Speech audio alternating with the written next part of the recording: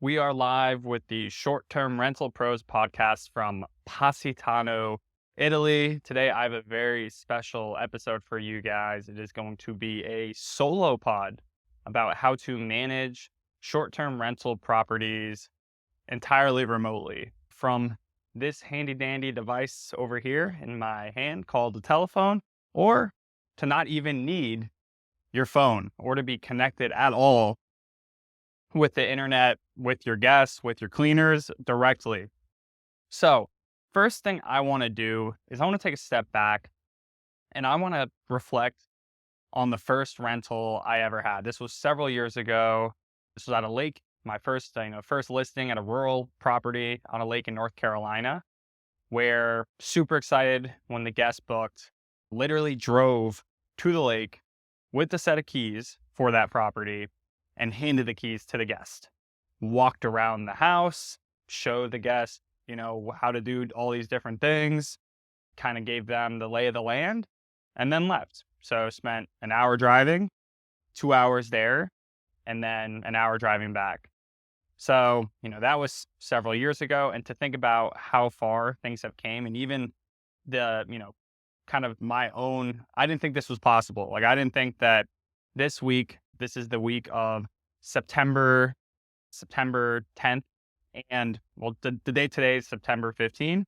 This week was a very busy week. We had almost every property booked for almost the entirety of the week, had about 20 plus check-ins, check-outs, had hundreds of messages, had, multiple maintenance requests, and still, really haven't had to put any time really into it. I've been on a boat multiple days this week. I've been on, I don't know, Kate, how many hikes or runs we've been on together. I have had countless dinners every night. And it's been really, really refreshing just to know that while I'm doing all these things, the business is still operating. We're still, for the most part, getting 5-star reviews on every guest stay. The payouts are hitting our bank account. So that's why short-term rentals and real estate is awesome, is because you can be across the world and the business is still operating itself.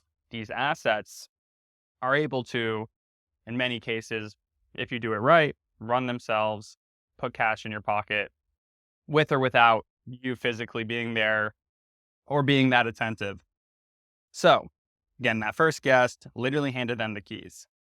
How did I get to where I am today? Have 25 listings, pulling over $1 million a year, probably thousands of guests a year. How did we automate that? And I want to say automate for the most part. I want to be very clear that I feel as if my business is like 99% automated, but I still like to kind of just be in tune to things and just make sure our quality stays super high, because no one's going to care as much about, your quality and the guest experience as you are as the owner of the business. So I still like to check in every day and just make sure that things are going well. And if there's any issues or any inefficiencies, how do we deal with it? How do we make things smoother? So had that first guest, that first booking, super excited, started growing the portfolio, kept adding, arbitrage, co-hosting, purchased properties, adding. And then, it didn't have any help. Really, it was myself. And first thing I did was obviously hired cleaners. So first cleaner I had at my first property was not great. Was not a good cleaner. She wouldn't do all the little extra things. So like, let's say, there was something that was outside of what she deemed to be like her responsibility.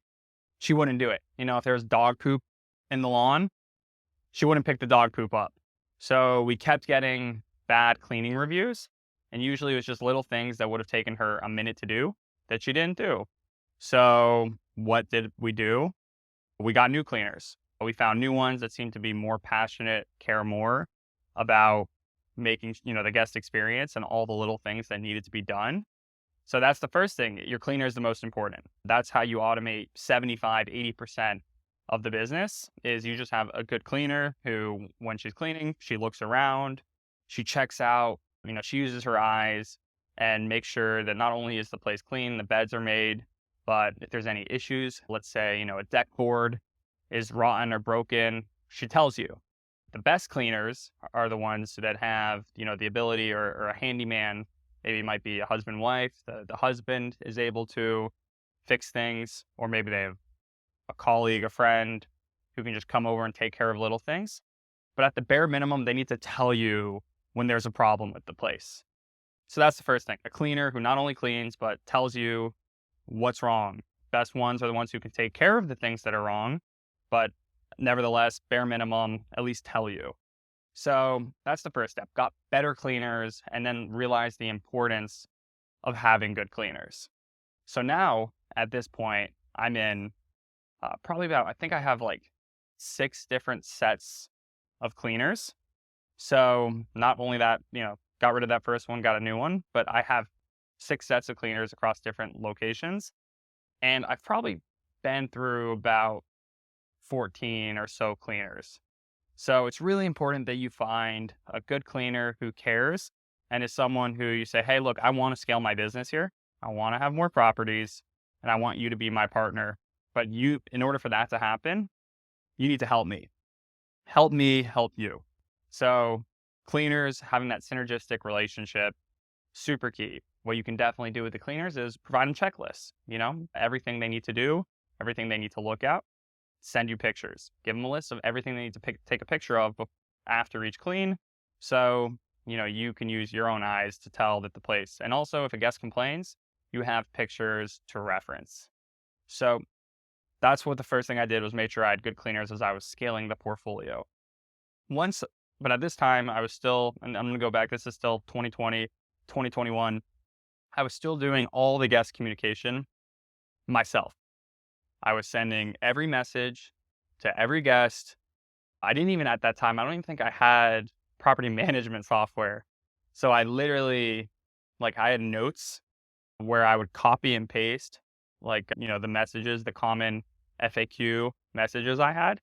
And I would literally, be there, respond on my phone. And I was always on edge. I was always glued to my phone because I wanted to give, that under hour response time that Airbnb has as a super key metric. So was doing all that myself, I would say I was probably up to like 5, 6 properties when I then enlisted a property management system, a software that could help with the messaging. So if someone reached out, I would automatically send them a message back saying, hey, thanks for reaching out. Please share some more information about your group. What are your ages? How many of you? What brings you to the area? And then, checkout messages, trash messages, hey, just checking in to make sure everything's okay. Is there anything we can be helpful with? Just automates kind of the cadence of messages. And that I think took at that point, maybe I'd say about half the messaging burden off myself, but by no means can a property management system take away 100% of that messaging burden. So 5 properties, myself and the PMS. Then I got to probably about 10 properties towards middle of 2021. And that is when I hired my first virtual assistant. What is a virtual assistant? Well, just like you and me, a virtual assistant is a human being. Oftentimes what makes them virtual is, they're probably in another country and you're probably going to interact with them over your phone. Maybe you'll go visit them one day, maybe they'll visit you. But that's what a virtual assistant. Oftentimes they're in countries like the Philippines, Pakistan, India. First virtual assistants I hired were from the Philippines. Previously, in previous jobs, I had worked with Indian developers. So to me, the concept of working with someone abroad was not a new concept. That was something I had been doing in previous jobs, but this was the first time I had done it on an Airbnb or short-term rental management responsibility. So virtual assistant, got them. And at that time, I didn't really know how to train them. And this is something I've learned and the processes needed to really optimize them. But the first virtual assistant I had, it was really her job. Added them as a co-host on every property and really just wanted them to respond to frequently asked questions. Things, add a little human touch. thing when you're trying to I see people over automate with the property management systems where, you can make it so someone says a certain word in their question, it automatically responds. Someone says airport, it'll tell them how far away the airport is automatically. But really, like, you don't get that human touch. And also oftentimes you kind of respond wrong when you try to kind of over automate with the PMS. So you need a human to actually, show empathy, show that you're actually listening to what they're saying. So first, VA was purely just messaging. The second step was getting them to coordinate with our cleaners. So, we have our cleaners integrated with our property management system, meaning, they're plugged in. They can see the calendar, they can see the schedule, but sometimes there's last minute bookings. Oftentimes, today's Saturday, we might have a property open today. It gets booked at 2 p.m., check-ins 4 p.m. Cleaners aren't necessarily going to check the schedule that often. They might be cleaning somewhere. So what you need is a VA who can just call the cleaners, ping them, send them a message. And that was really the first step. So first was messaging. Second was connecting with the cleaners so they could communicate with each other. Third step is getting them to communicate with your maintenance vendors and to do supply ordering. So, things break. For instance, yesterday, a guest had pulled down one of the curtains in one of the bedrooms of one of the houses, and we need that curtain back up. You don't want a guest arriving and seeing a curtain falling on the ground. Our cleaners probably don't have the tools, the drills needed to drill back in drywall anchors and put up curtains. So we need to get one of our handyman vendors out there. So have our virtual assistants, got them a phone number with open phone, so they can call our handyman, call our maintenance and vendors, and just say, hey, we need you over there. This is what you need to do. Here's a picture of it from our cleaners. Can you do it? If they can't, who's our backup handyman? Who's our backup maintenance vendor? So that's just an example from yesterday. But what you need, that's what I call maintenance requests. You need your virtual team to be able to handle maintenance requests. When things go wrong, you need a process in order to make sure things go right. So you need close communication with your cleaners, with your virtual team, with your maintenance vendors. If you've done all that, I think we've only been in 13 minutes, 45 seconds here, and that's really going to automate about 90% of your business. However, that extra 10, that's things like bookkeeping. Your virtual assistants, a lot of times you can get one who might have a background in accounting or bookkeeping, and they can do guest communication, and they can also do bookkeeping. One of the things I actually touched on earlier that I'm going in on is ordering supplies. You can have your virtual assistants. Let's say the cleaner says, hey, we're out of dish soap and toilet paper. For me, I have one of my virtual assistants plugged into my Amazon business account. They know to order supplies directly to the cleaner's house so they can bring them during their next flips. We usually have backups of supplies in the owner's closets, and that's a key here. Always have supplies, backup supplies. Always have an owner's closet, or if you're doing apartments, have a storage space or something where your cleaners on short notice can go in and they can get the extras. But then you want to be able to have your virtual assistants order supplies either to the house or to the cleaners. So that's what we have. Also, one of my bigger locations, my cleaners literally have a credit card. I give them one because it's harder to get. Amazon and Walmart do deliver, but it takes 4 or 5 days. Whereas in most places, Amazon Prime might take 1 day for the essentials. So my cleaners have a credit card, and they just, at the end of the month, they tell me what they spent it on, and they send me pictures of the receipts. So ordering supplies is something that you don't need to do, that your virtual team can do. I used to have automatic orders set up where every month the same supplies would be sent to the property. What I have found though, is oftentimes, we would get too much supplies and our owner's closet would just get completely overfilled. And you spend more money that way versus complete lean efficiency, ordering as needed to the properties. So supply ordering, that's taken care of.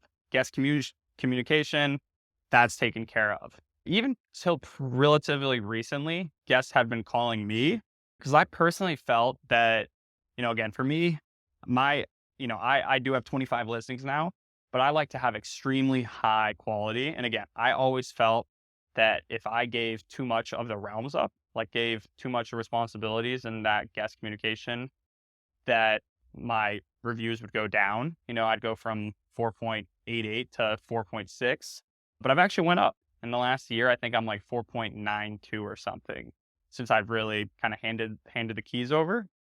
And one of those aspects is the phone number. So we have a message that gets sent to every guest. If you have any issues that can't be resolved via message in this chat, call this number. And that number is not my phone number. That is an open phone number for my team. So phone calls, that's something that your virtual team can do too. So I think that right there, what I've just told you constitutes, so we got bookkeeping, we got ordering supplies, dealing with cleaning, dealing with maintenance. We've got, calendars. Really the things left are, I would say, pricing. I still do the pricing. To me, that's like the most important thing. I can spend an hour a week doing pricing and I'm going to be better than anybody else at it. And a lot of it is like, pricing is not a perfect science. You have different properties and different, like a lot of people do price labs, set it, forget it. They use a dynamic pricing software. To me, I use dynamic pricing software such as Price Labs, but I also go in and I set a lot of customizations. And, sometimes the customizations I set might not be working as I like. So then I change them. I test them. So to me, pricing is an art and a science.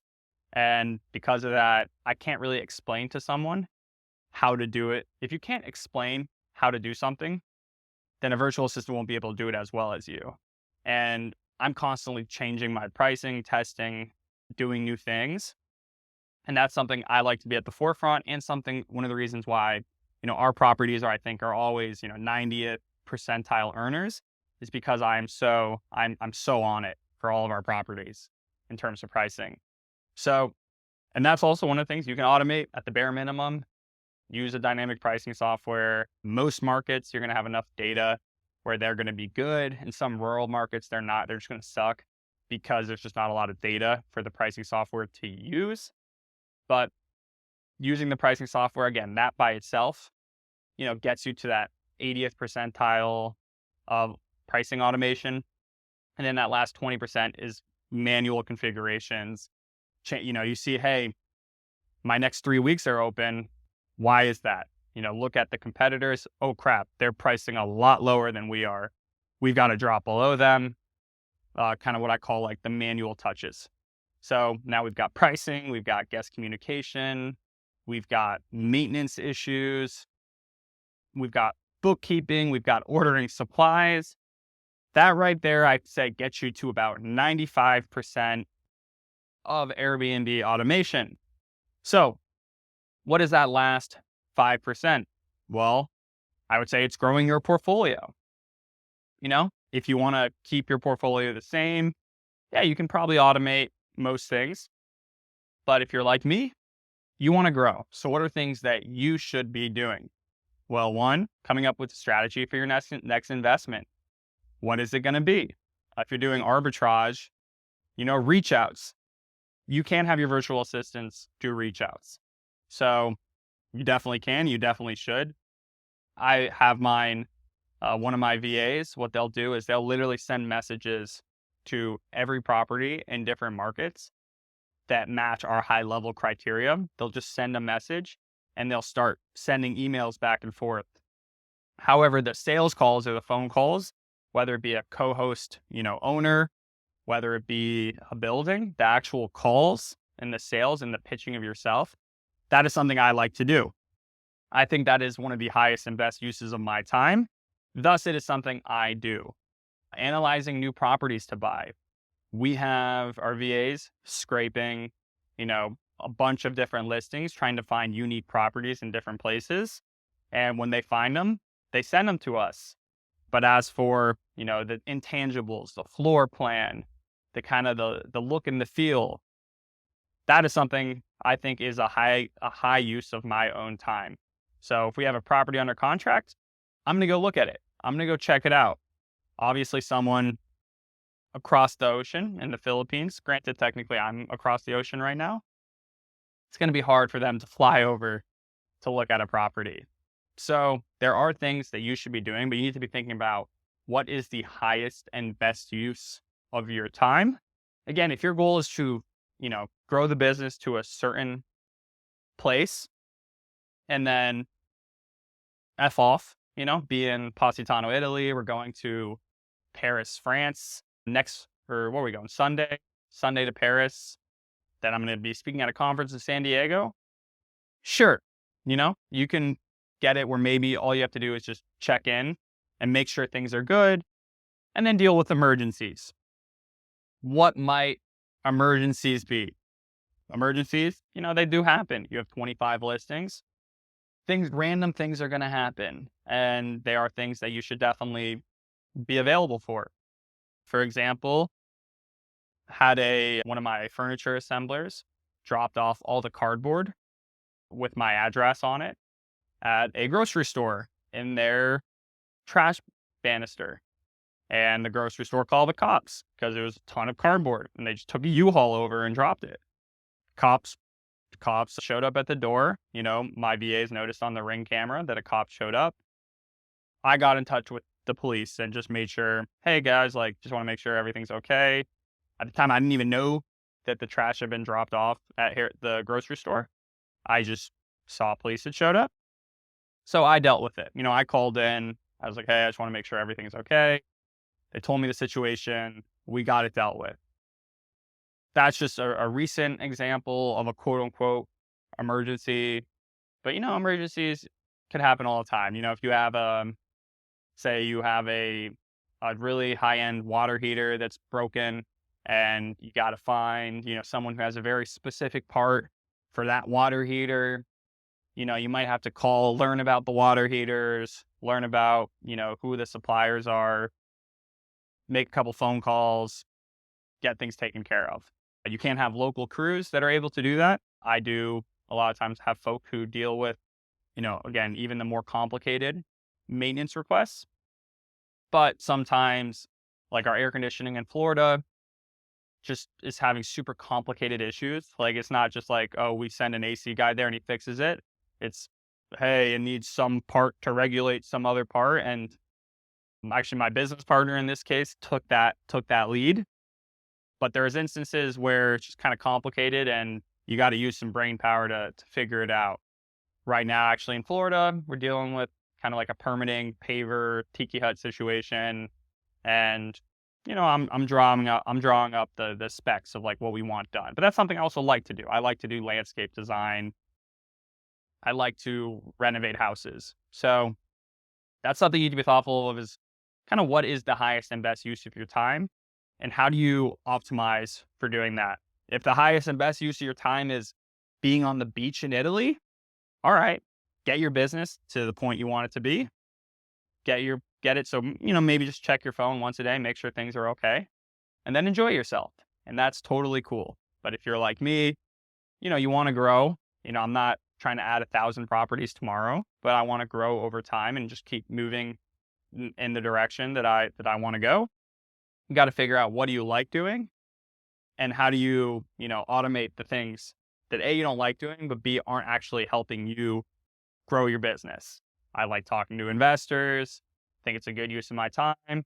I like analyzing properties. I like working with my mentees and helping them, do the same things, helping them automate their businesses, helping them figure out what's a winner investment, helping them use our resources to design the properties. Speaking of design, that's something that's super important and you can automate as well. There's various degrees of automating design. There's using design toolkits. For example, we have design toolkits that we've made over the past and our mentees use them. Or, it could be having a designer. We have designers we work with who will do it for you. They'll figure out what to order. And then you can just have a furniture assembler. You have your designers designing and ordering the furniture. You have your furniture assembler putting together the furniture. Bang, you've just pretty much, 95% of home setup has just been automated. So I hope you guys found that valuable. Before I leave you guys today, I want to just recap. We just went from where I started. So first property, first rental ever, literally handing over the keys. The guy's name was Aussie Dave. He was a professional motorcycle driver, which is pretty cool. Great guy. And that honestly made me like, I think a lot of people are like, who's going to stay in my properties? Like, I'm scared they're going to be terrible people and they're going to trash my property. For me, like having this really cool professional motorcycle driver be my first guest. He actually had his sponsor drive him on his fly him on his private jet to the area. So just seeing that was like, I was like, damn, I'm actually might be interfacing with some pretty cool people by doing this line of work. And I totally have. I've hosted executives at Fortune 500 companies. I've just hosted cool people, nice people, some people who see an issue and they fix it themselves. They say, hey, heads up, there was an issue here, but I'm just going to let you know I had tools. Or, hey, do you have a screwdriver? I'm going to fix this. Like, you deal with good people, which is really beautiful to see. But again, went from that first guest, spending just not even the messaging, just the actually driving and handing keys aspect, 4 or 5 hours, to had 20 plus rentals this week, had probably a 40. Again, this was a good week because there were some compression events, meaning some high demand things in our markets. The reason they're high demand is because there might be a music festival, which we had one of those this week. So probably had about a $50,000 revenue week with like pretty good margins. So, my take home, probably about 40-ish% margins this week, which paid for this super expensive vacation, fortunately. So busy week, but I've been here, I've been present, I've been going out on the boat, I've been running every day, I've been hiking, going to meals, enjoying myself, and, just checking in on my phone, computer, something that I like to do. Again, guys, it's like, I think it's about finding out what you like to do is what's important. Like, don't just automate your business so you can like sleep all day. That's not the point of it. You want to automate your business so you can do things that are going to lead to personal growth. Our software company, we have some really BNBCalc. We have some really exciting things coming up. I've been talking to our Asian business partners who are in Asia, and I've actually been closer in time zone to them, which has been helpful. So communication's been easier. But we have some really exciting new product launch or features that are about to come out. We're about to have more data providers that we work with to help our users have a more valuable tool. That's something I like doing. That's a tool that I've enjoyed building, and it's awesome seeing people use it. And, also been texting, I'm lying on the beach, but a mentee reaches out and has something exciting to talk about. Like, we'll chat. So it's about doing what you like to do with your time. And that's like, before you do any of this, that's an exercise you should do for yourself. If you currently have an Airbnb business and, you might feel that it's a stressor on you, there's ways to negate that, build out your systems and operations, get them in a place you need them to be. And then that'll free up what you actually want to do. So I feel like I was at a point where my Airbnbs were like bogging me down. Probably 2021, when I had about 10, I was like, I can't just keep growing if this is the result is going to be like more stress. But now I'm at a point where it's like, I just want to grow and get new awesome properties because I don't feel that same weight on my shoulders or that same stress that adding new properties is going to like make my life worse. So I hope that was helpful. We walked through going from nilch to 7-figure a year, 25 listing portfolio, 97% automated Airbnb business. If you guys have any questions or if there's any specific topics you want me to dive into deeper, I'm always happy to do so. And again, I always appreciate you guys tuning in. This is the Short Term Rental Pro podcast. Stay tuned for next time.